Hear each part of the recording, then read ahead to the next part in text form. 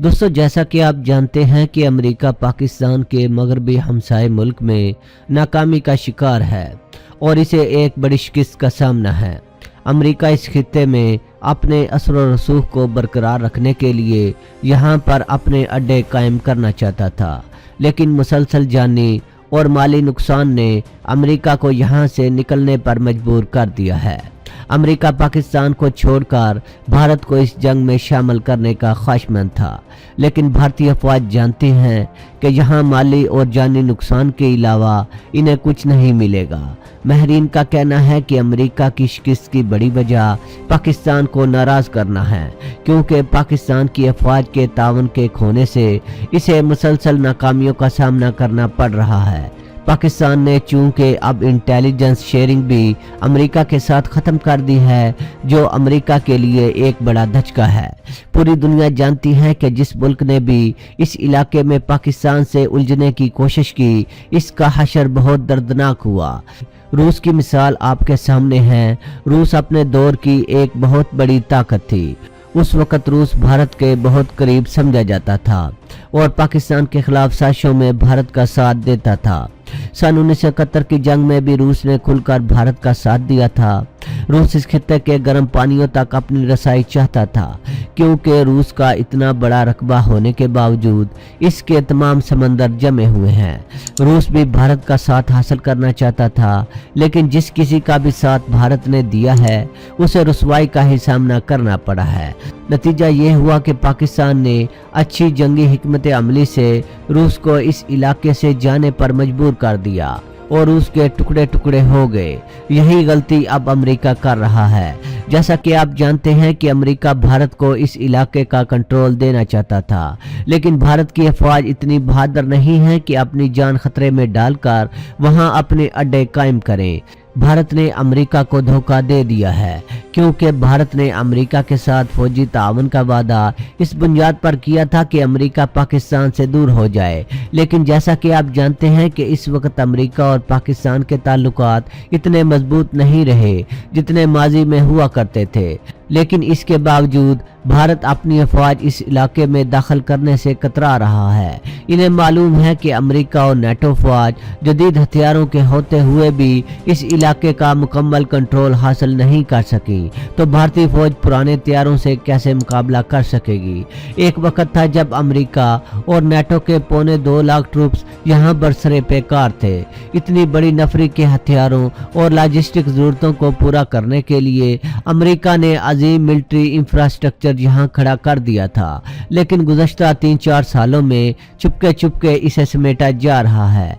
ताहम आज भी ये गैरिजन बैनुल-अक़वामी म्यार की छावनियां हैं। अमेरिका इनको ऐसे ही सही सालम छोड़कर वापस नहीं जाना चाहेगा।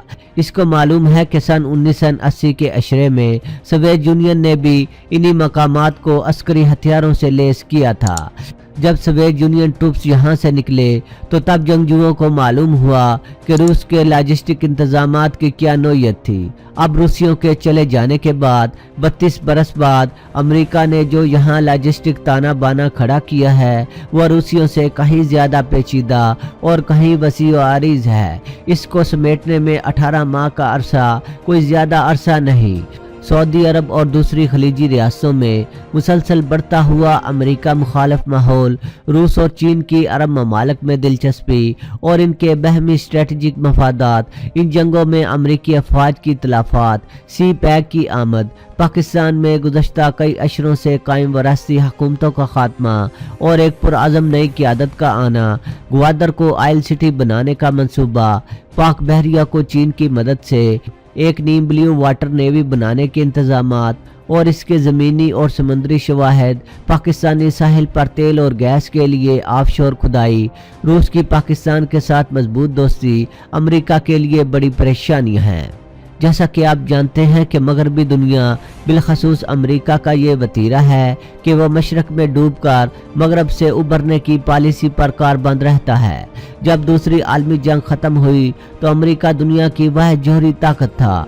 इसका करीब तरीन हरीफ रूस था, जो सन 1945 तक जर्मनी और जापान के खिलाफ मगरबी दुनिया के साथ था और इसका एक ताकतवर इत्तेहादी था। अमेरिका ने लाख कोशिश की कि एटमी राज रूसियों के हाथ ना लगे, लेकिन तारीख बताती है कि सिर्फ 4 बरस बाद रूस ने भी एटमी धमाका कर दिया।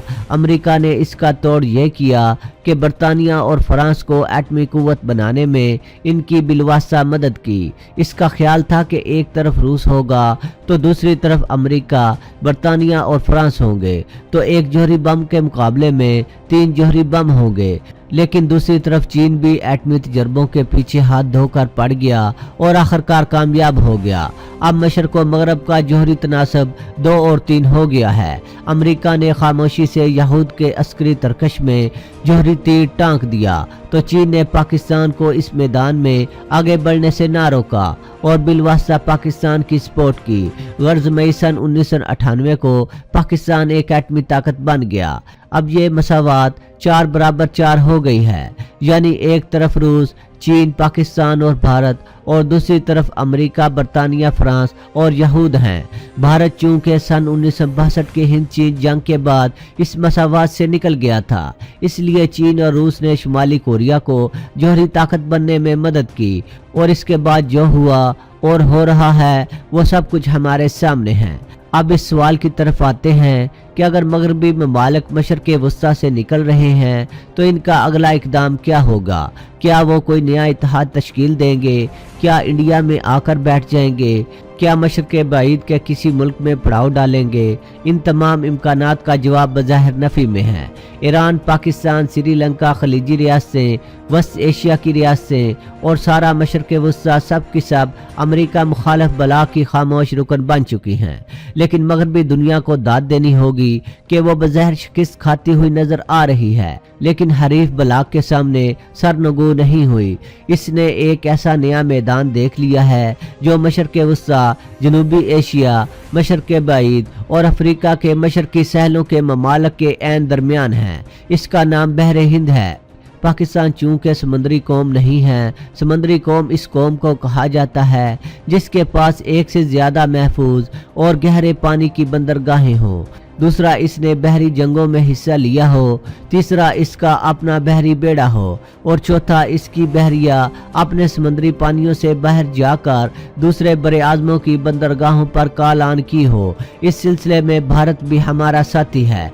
ये कहा जाए तो गलत ना होगा कि पेशा वाराना सलाहियतों में भारत की नेवी पाकिस्तान की नेवी से काफ़ी पीछे है। भारत के मशरकी और मगरबी साहिल अगरचे काफ़ी तवील और वसी हैं, लेकिन इसकी बहरिया हमारी तरह कमज़ोर है।